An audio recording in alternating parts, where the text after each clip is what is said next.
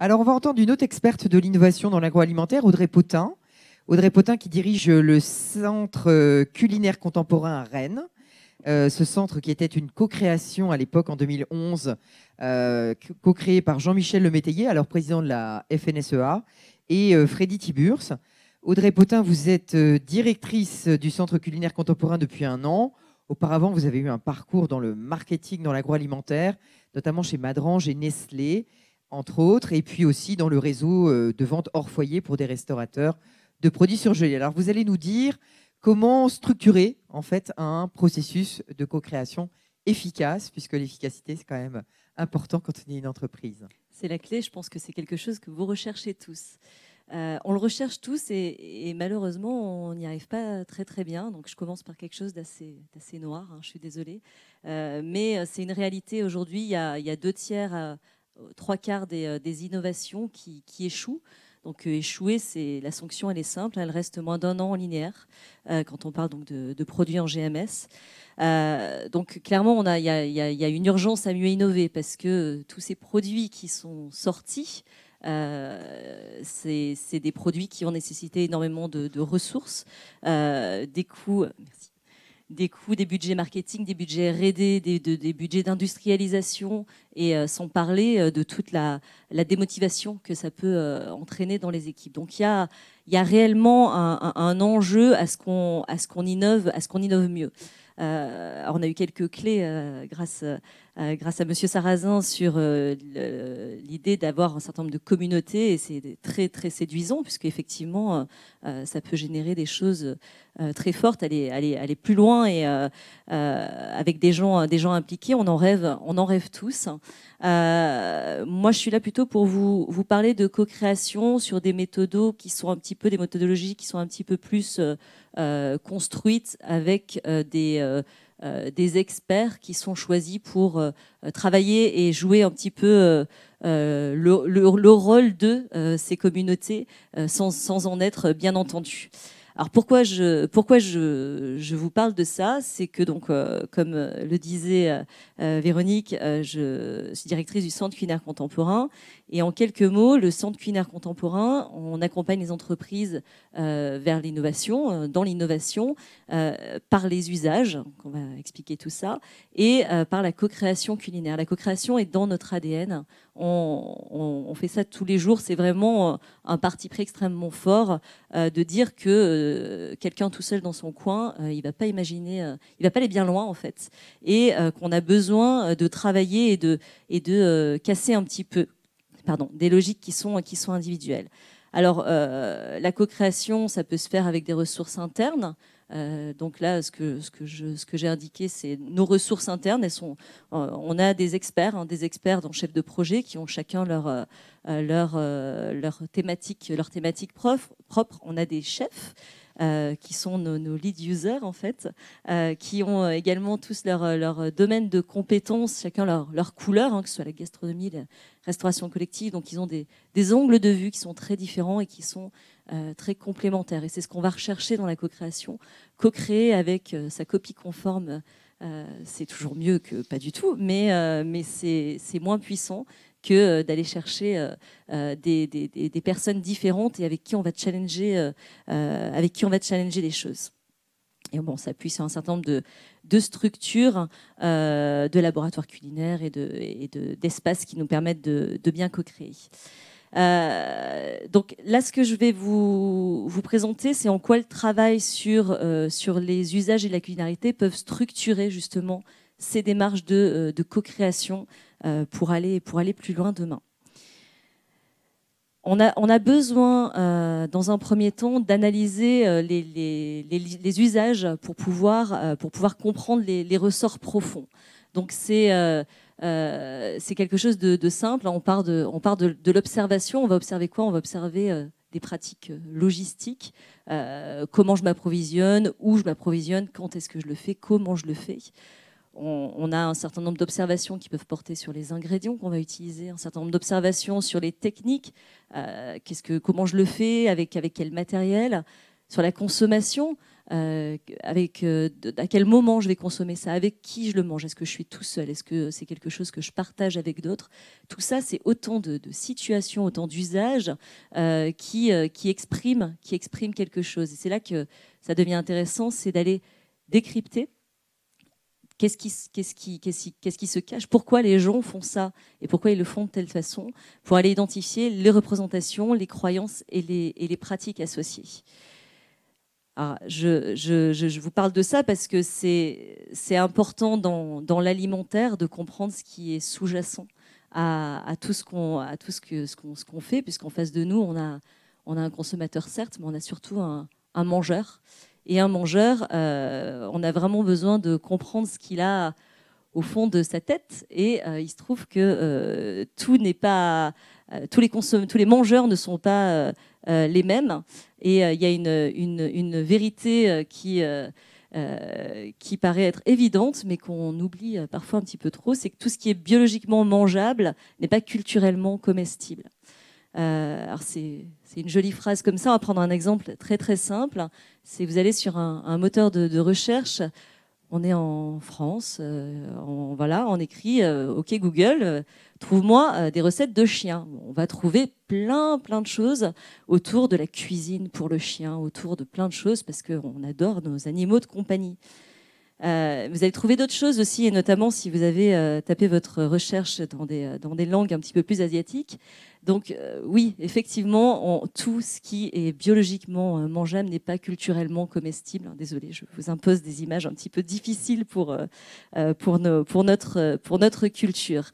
C'est forcément un exemple extrême que je vous prends là, mais on se rend compte que je veux juste vous amener à réfléchir au fait que une culture, c'est une cuisine, et qu'il n'y a pas de culture sans cuisine et il n'y a pas de cuisine sans culture.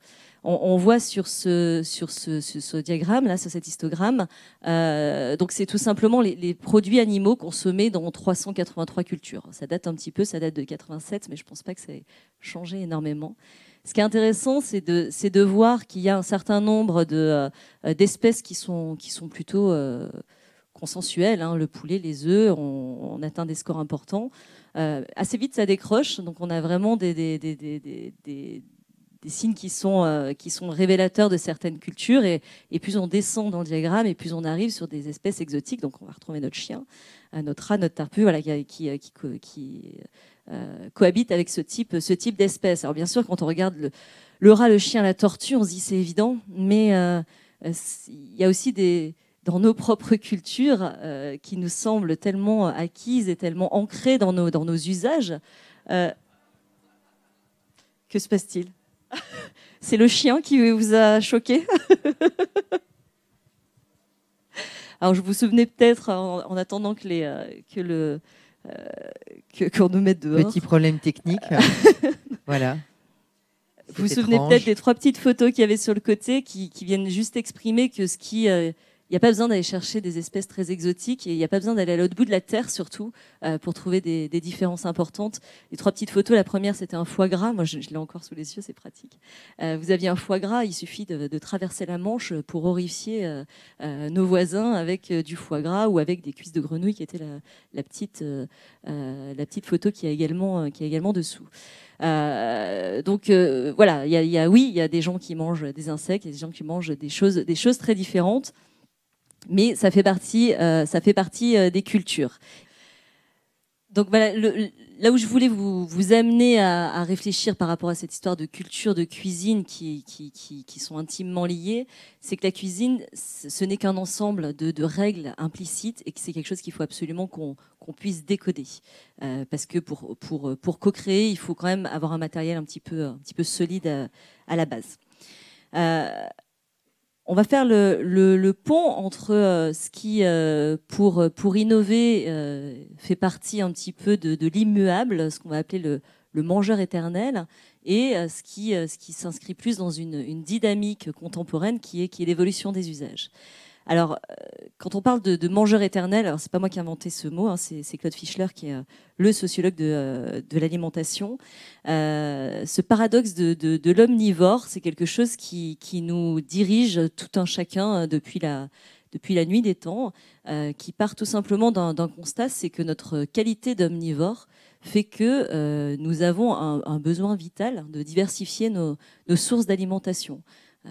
On est ainsi fait, on a des acides aminés essentiels qu'on n'est pas capable de synthétiser. Il y a un certain nombre de choses où on a réellement, d'un point de vue, voilà, c'est vital. Il faut qu'on diversifie nos sources alimentaires, ce qui fait que intrinsèquement, on a cette ouverture à l'innovation puisque c'est ce qui permet de sauver l'espèce.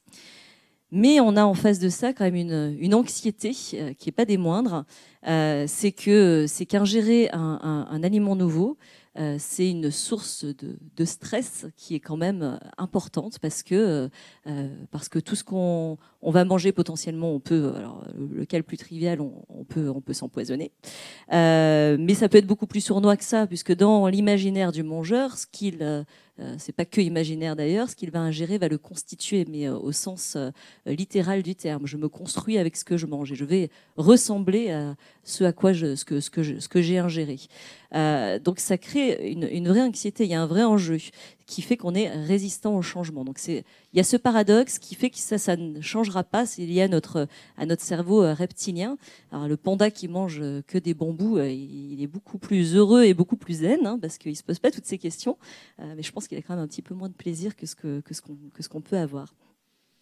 L'autre pendant donc, de choses qui s'inscrivent dans des dynamiques beaucoup plus importantes, c'est qu'on a des usages, on a une cuisine qui est en évolution permanente. Donc là, je vais juste sur une échelle de temps, sur quelques dizaines d'années, mettre quelques faits. Alors c'est absolument pas exhaustif, hein, mais c'est des exemples d'évolution à partir d'éléments déclencheurs et de ce que ça a pu déclencher comme évolution dans nos usages.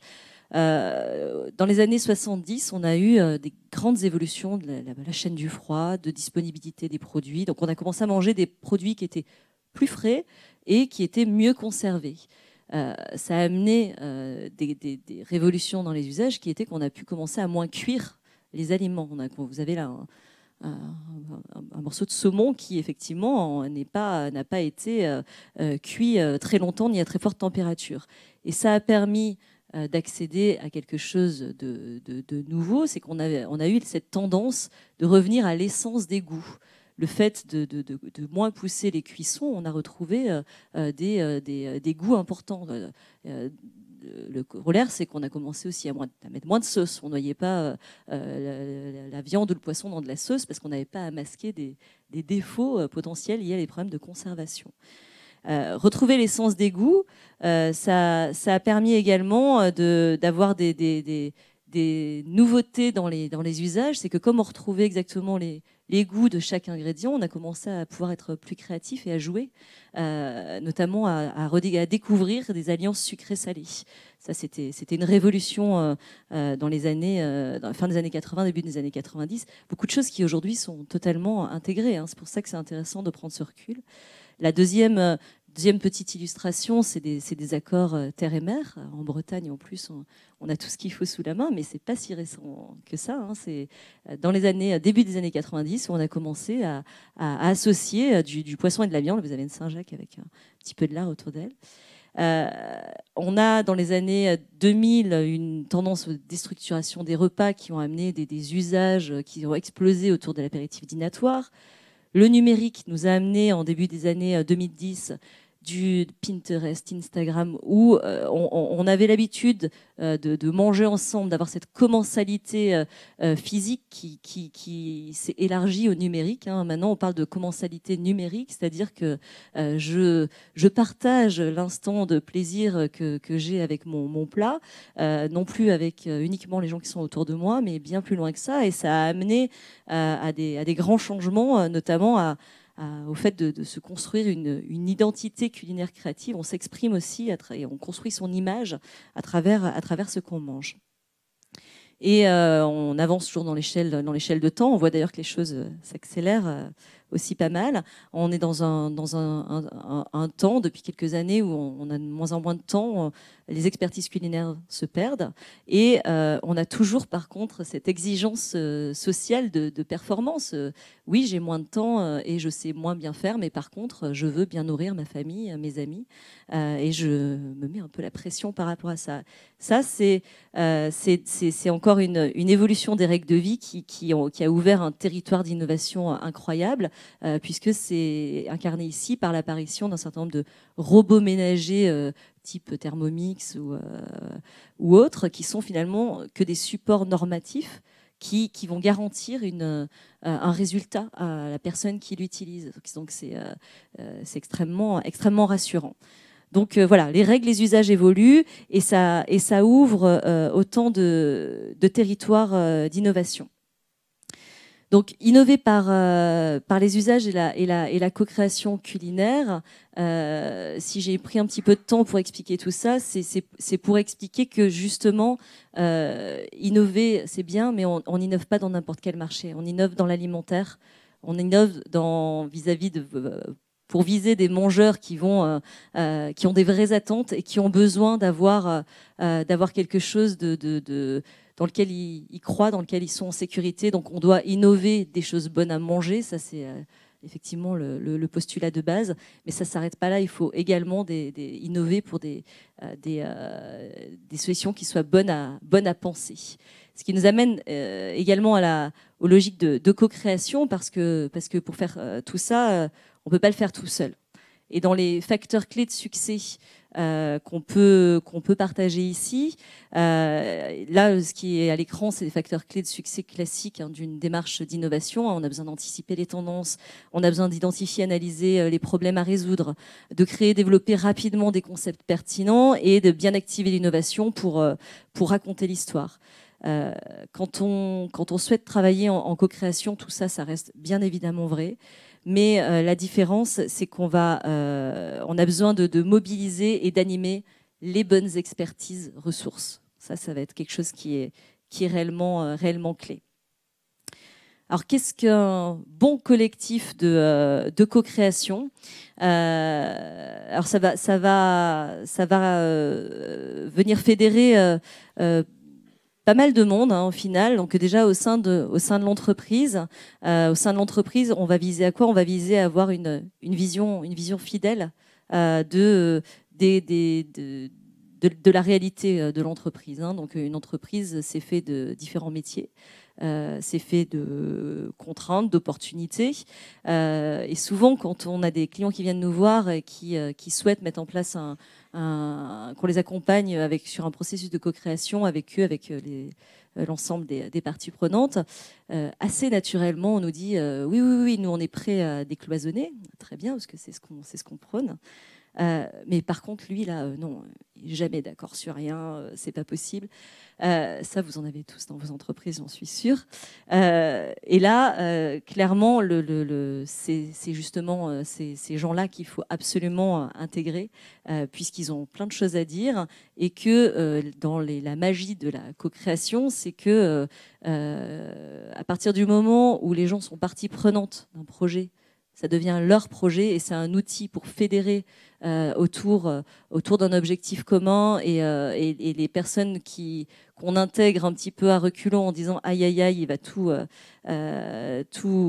faire basculer du mauvais côté, ça devient les meilleurs avocats du projet et tout le monde a à cœur de réussir ça ensemble. Donc c'est un vrai enjeu déjà au niveau des forces vives de l'entreprise de faire participer les compétences clés à la co-création.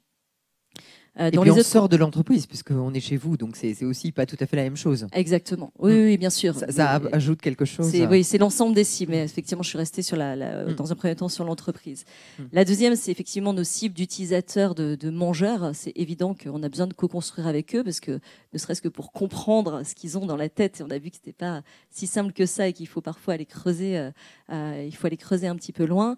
On a besoin de les entendre, on a besoin qu'ils nous donnent des feedbacks par rapport à tout ce qu'on peut proposer, et surtout qu'ils proposent eux aussi un certain nombre d'éléments.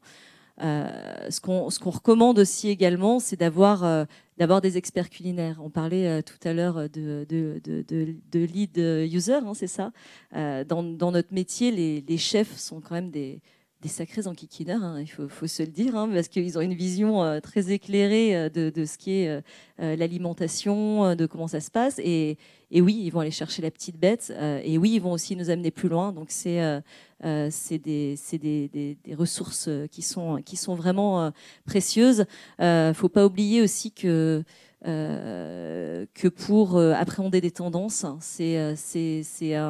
l'univers des chefs est très très inspirant. On constate que généralement les premières tendances émergent dans la restauration et on les retrouve 2-3 ans après en GMS. Donc en intégrant des chefs tôt dans le processus, ça permet aussi d'avoir un coup d'avance. Et comme on est en co-création, selon les problématiques qui sont soulevées, il ne faut pas hésiter vraiment à aller chercher des experts thématiques selon la question qui est posée, selon l'enjeu. Vous allez avoir des spécialistes des études, des tendances culinaires, des nutritionnistes, des designers, des experts en créativité. Oui, c'est avec une équipe complète comme celle-là qu'on va pouvoir débuter et mobiliser un collectif intéressant pour faire de la co-création. Alors, on sait maintenant que pour co-créer, on a besoin d'avoir un certain nombre d'expertises, mais il faut pas qu'il y ait les bonnes personnes, il faut également de la méthode. Donc, ce qu'on pratique, ce que je vous décris là, hein, c'est un retour de plusieurs années d'expérience où il y a beaucoup d'expérimentations qui ont été faites au Centre culinaire contemporain pour définir quelles étaient des approches de co-création qui soient les plus efficaces possibles. Donc, la base, c'est de constituer un socle de connaissances communes, puisque on parle d'interdisciplinarité, on fait travailler des gens ensemble qui ont chacun un bout de vérité. Finalement, c'est ça. On a vu, chacun arrive avec sa pierre. Et ce qu'on constate souvent, c'est que c'est aux interstices, c'est entre les deux compétences qu'il y a vraiment des très bonnes idées qui vont germer. Donc, un socle de connaissances communes, ça va passer par le croisement des regards. On a des experts qui viennent de différents horizons, chacun leurs compétences, chacun une vision particulière sur un marché, sur un produit, sur un projet. Et le fait de croiser ces regards, de poser un diagnostic un peu complet, ça permet de poser déjà la bonne problématique. Parce qu'il ne faut pas oublier que dans nos projets d'innovation, on veut innover certes, mais souvent, est-ce qu'on se pose la bonne question au début pour lancer un processus? Et ça reste quelque chose d'important. C'est un stade également où, quand on a réuni les experts, qu'on a commencé à constituer ce socle, identifier une problématique, c'est également le moment où on se dit, est-ce qu'il faut déclencher des connaissances, aller chercher des connaissances additionnelles pour être en mesure de pouvoir avancer sur ce processus. Une fois qu'on a ça, on est en capacité de partir en créativité. Donc la créativité, c'est un processus qui, dans un premier temps, on ouvre l'univers des possibles. On va aller chercher, notamment sur les frontières de ce qu'on pense envisageable, puisque c'est ce qui permet aussi d'aller identifier quelques pépites. Et puis on resserre sur des concepts pour arriver finalement à quelque chose qui nous semble prêt à être prototypé. Donc on arrive sur des phases de prototypage. Tout ça, c'est des choses qui se font en co-création, hein. On est vraiment dans un feedback permanent avec toutes les parties prenantes qu'on a identifiées au-dessus.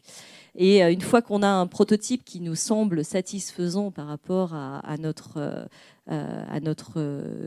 problématique de départ et à tout ce qu'on a appris en cours du processus, on part sur des phases de test.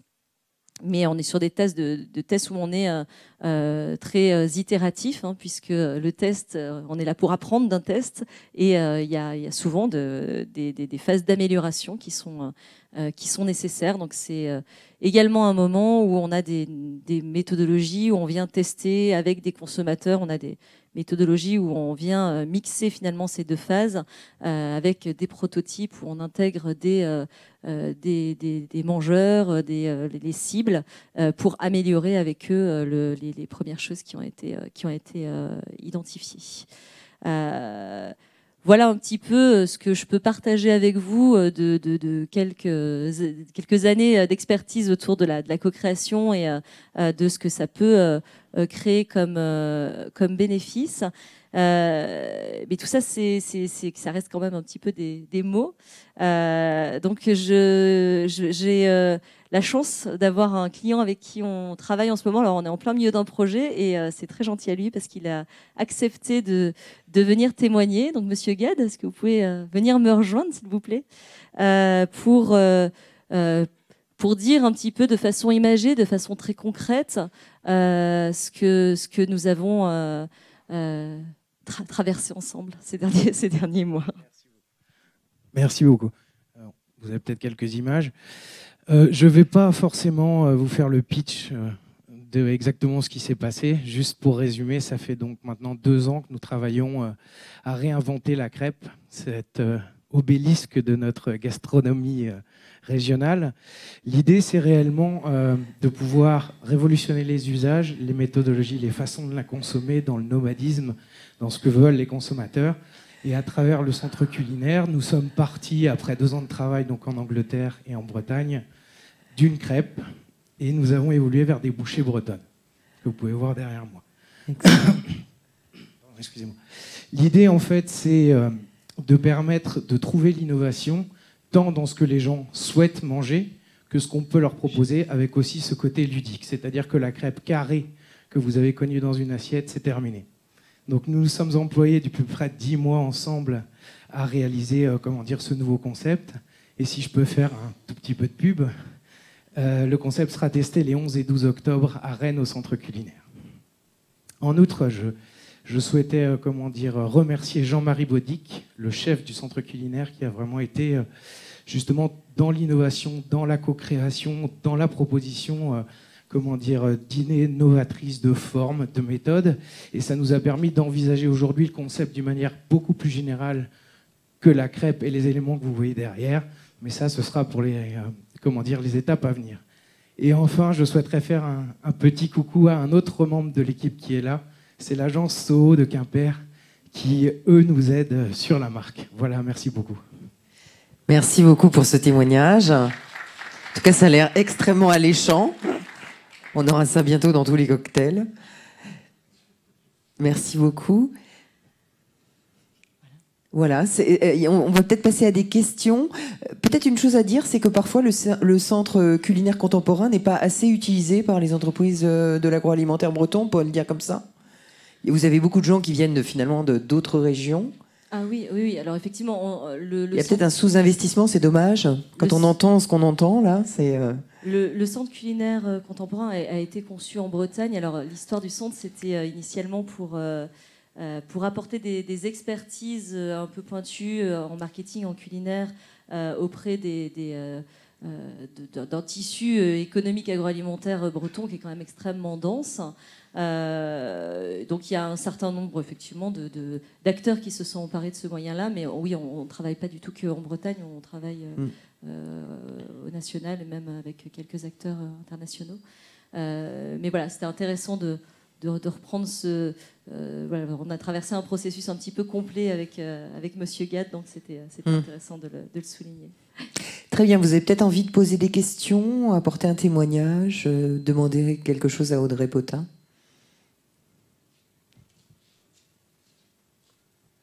Alors j'ai une question, effectivement. Quand on structure un processus de co-création, il se structure souvent en 3 étapes. Phase de divergence, la phase créative, la phase de convergence, pour arriver au résultat souhaité. Puis entre les deux, on a ce qu'on appelle la zone de chaos. Quels seraient les conseils pour mieux gérer et mieux opérer dans cette zone de turbulence qu'est la zone de chaos? Est-ce que des exemples à donner? Alors, dans là, ce que je vous ai présenté comme processus, on est sur un processus qui a été une méthodologie qui a été développée pour pouvoir répondre de manière la plus opérationnelle, la plus efficace, la plus rapide possible à des problématiques d'entreprise. Donc, en fait, c'est venu d'où? C'est venu d'éléments de la recherche qui, quand on leur dit on a telle problématique, ils vont monter des méthodologies extrêmement lourdes, extrêmement longues, mais très complètes. C'est ce qui a été fait au début au Centre culinaire contemporain pour aller identifier des solutions. Et au fur et à mesure où on avançait, on a réussi à contracter par l'expérience, justement, à contracter toutes ces périodes-là, ces temps-là. Et par exemple, le processus créatif qui était décrit ici, il y a cette phase de divergence, cette phase de convergence, mais c'est des choses qu'on va actionner. Comme on a extrêmement bien travaillé en amont, la clé, elle est beaucoup là, ce socle de connaissances communes, on a quelque chose de solide.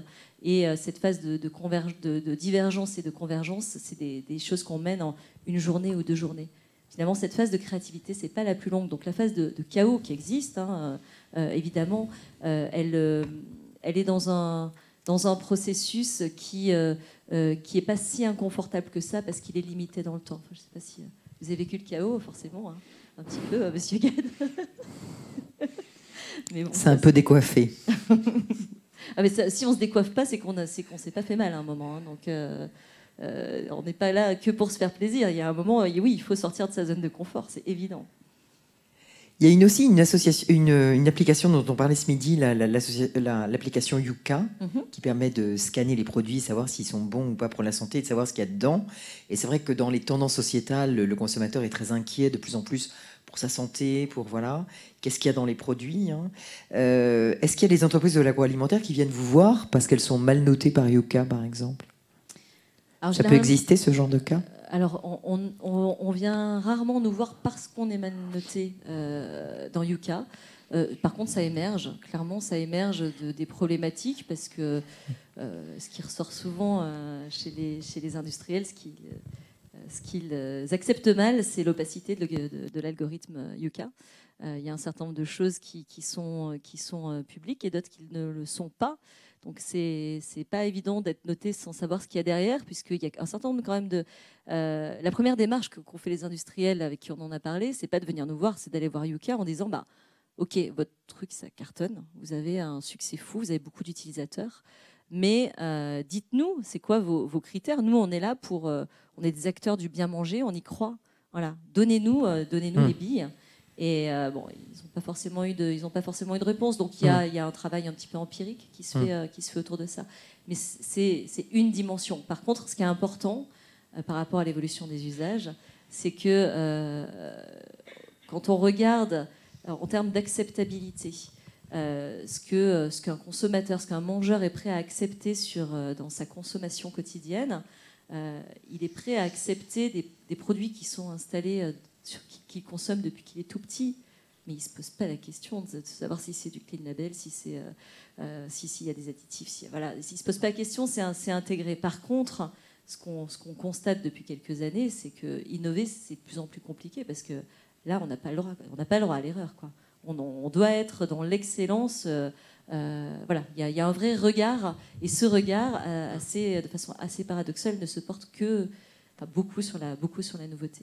Mais c'est extrêmement lié au discours très anxiogène qu'on a aujourd'hui dans les médias. Ce qu'on constate d'un point de vue social, c'est qu'on est passé d'une ère de la méfiance à une ère de la défiance. Et la défiance, c'est quoi? C'est de la méfiance un petit peu plus violente et argumentée, avec des partis pris qui sont extrêmement forts, qui sous-tendent tout ça et qui amène beaucoup de cacophonie en fait dans la perception que le mangeur a de son alimentation. Donc oui, c'est important de bien comprendre pour pouvoir amener quelque chose de simple, d'audible et qui surtout amène un discours positif. C'est fondamental. On voit bien. Et les tendances sociétales actuelles dans justement tout ce qui est agroalimentaire, c'est vegan. C'est quoi? Alors, vegan, est-ce que ça reste quand même... oui, la végétalisation de l'alimentation. Végétalisation, d'accord. C'est un fait. Mm-hmm. Et il y a énormément de raisons qui amènent à de la végétalisation. Le véganisme reste quand même ultra minoritaire, même si ça implique... ça fait bouger les lignes, il faut pas se leurrer, mais qu'est-ce que ça dit? C'est ça qui est intéressant. Ouais. Et les autres tendances, qu'est-ce qu'on a comme autre tendance autour de l'usage? Oui. On a toujours, tout à l'heure je parlais des structurations des repas. On a toujours beaucoup de choses autour de besoins, autour du nomadisme. On a beaucoup, ça reste des tendances de fond. Le snacking, oui, bien sûr.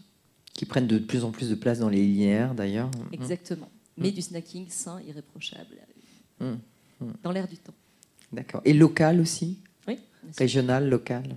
Et tout ça, quand on parle de végétal, quand on parle de local, on ne fait que le fait maison. C'est aussi des usages qui explosent, mais qui ne sont que la partie. C'est des usages qui sont la partie émergée de l'iceberg. Ce qui est intéressant, c'est de savoir pourquoi.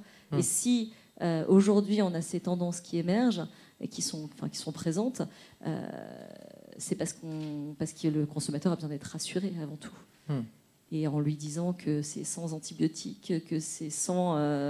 oui, c'est aussi prendre soin de sa santé de plus en plus aussi dans une tendance sociétale, quoi.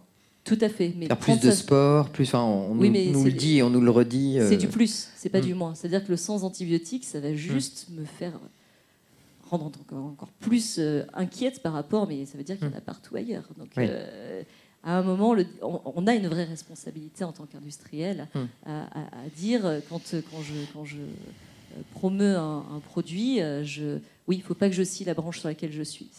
C'est des visions qui sont un petit peu court-termistes. Est-ce qu'il y a d'autres questions sur le Centre culinaire contemporain, la co-création dans ce cadre-là?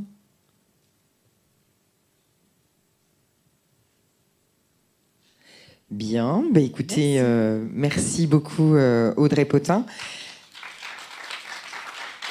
Je vous propose peut-être qu'on prenne une pause. Donc, vous allez pouvoir vous restaurer et réseauter, networker, comme on dit maintenant. Vous allez aussi trouver un espace avec les partenaires de cette manifestation, l'Adria, Valorial, les 7 technopoles de Bretagne, la French Tech, la CCI Quimper. Donc, n'hésitez pas à vous renseigner. Et on se retrouve dans une demi-heure pour une table ronde avec plein d'exemples très concrets sur des entreprises qui ont créé des communautés d'innovation comme ENAF, le groupe E20, Penarbox, l'UBO Open Factory. On parlera aussi de la food tech et ce qu'elle peut apporter à l'agroalimentaire breton en termes de co-création. Voilà, donc à tout de suite, dans une demi-heure. Et puis, bonne pause.